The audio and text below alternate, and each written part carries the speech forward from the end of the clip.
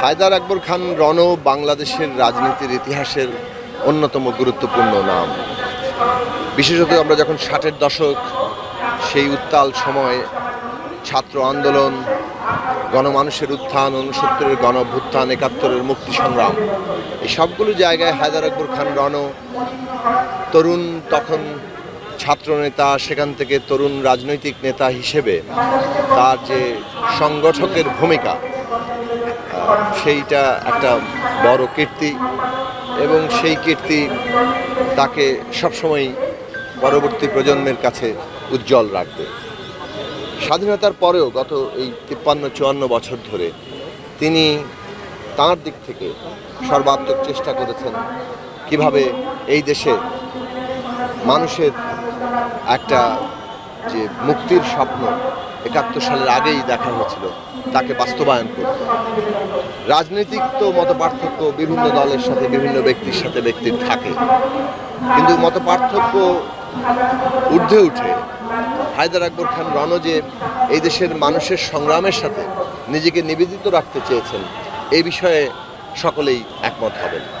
এবং শেষ পর্যন্ত তিনি বাংলাদেশের মানুষের মুক্তির সংগ্রামের সাথেই নিজেকে যুক্ত রেখেছেন। দল বদল করে কিংবা কোনো ব্যক্তিগত বস্তুগত যাকে বলে যে চাহিদা কিংবা স্বার্থ, তার দ্বারা তিনি তাড়িত হননি, সেগুলো তাকে পরাভূত করতে পারেনি। বরং তিনি রাজনৈতিকভাবে যে জনগণের মুক্তির স্বপ্ন ছাত্র জীবনে দেখেছেন, সেই রাজনীতিতেই নিজের মতো করে তিনি শেষ পর্যন্ত সচেষ্ট ছিলেন। সেই দিক থেকে তিনি ভবিষ্যতের তরুণ প্রজন্মের কাছে সবসময় তিনি নানাভাবেই তাদেরকে প্রেরণা যোগাবেন যে লড়াইটা চালিয়ে যেতে হবে, এবং মানুষের মুক্তির লড়াই যে কেবলমাত্র একটা দল কিংবা একটা ব্যক্তি কিংবা একটা গোষ্ঠীর লড়াই কিংবা কোনো জাতির লড়াই, এটা যে আসলে সকলকে মুক্ত করার লড়াই, সকলকে মুক্ত করার মধ্য দিয়ে নিজেকে মুক্ত করার লড়াই, সেইটা ভবিষ্যতের মানুষ আরও অনেক বেশি সামনে আনবেন, এবং রণভাই সেই জায়গায় জীবিত থাকবেন। রণভাই যে কাজ শুরু করেছিলেন, যার প্রজন্ম এখন আপনারাও ধরে আছেন, তো সেভাবে সেটি কি দূর হওয়ার কোনো সম্ভাবনা দেখছেন? রণভাই চলে গেল, আরও এক প্রজন্ম সামনে। দেখুন, বিভাজন সৃষ্টিকারীরা বিভাজন সৃষ্টি করে যাচ্ছে।